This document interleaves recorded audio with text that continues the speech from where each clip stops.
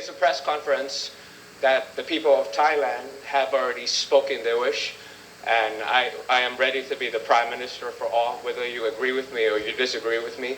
I have congratulated Kun Paetongtarn from Pheu Thai for her hard-fought campaign and have invited her to join the coalition.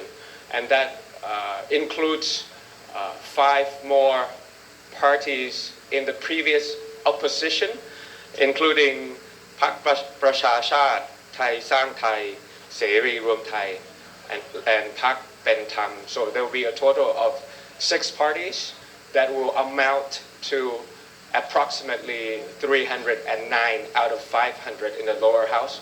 And I think we can secure, safe to assume that we have secured the majority in forming the government going forward. And then we have established a contact point to make sure that we have an MOUs in order to form the coalition, as well as the transition team to make sure that there's a smooth transition from the previous government to the next government. Is a clear transition of power that will minimize risk of what's going on in the country, economically, politically, and then we'll try to form the government as soon as possible to avoid any delay or vacuum going forward. So Peter, why do you think your party did so much better than expected? People didn't predict this kind of outcome. What was the reason?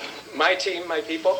I think because of the hard work that they have done in the past. I mean, we have walked doors and doors and handouts. We didn't leave any stones unturned. So we try to communicate as much as possible. And then also the people of Thailand, I think the sentiment of the era has changed, and it's right. It was the right timing that people have been through enough of lost decade in the past decade, and today is a new day, and hopefully it's full of bright sunshine of hope going forward. And Peter, do you think that there will still be elements that are trying to prevent your government from forming or from exercising your rule of government, like the appointed senators or elements outside of parliament that may be standing in your way going forward? I'm not worried, but I'm not careless. But with the consensus that came out of the election, it will be quite a hefty price to pay for someone who is thinking of abolishing the election results or forming a minority government. Is probably far-fetched from now, and I think the people of Thailand would not allow that to happen. Have you been applying for the past to form a coalition? For example, Pheu Thai, or have you also heard from the Prime Minister? No, I haven't. I had made clear in the statements that I had made either I made the call or they made the call, which means establishing a communication channel with only 6 parties from the previous opposition parties. Mr. Peter, the same question in English, please, about less majesty.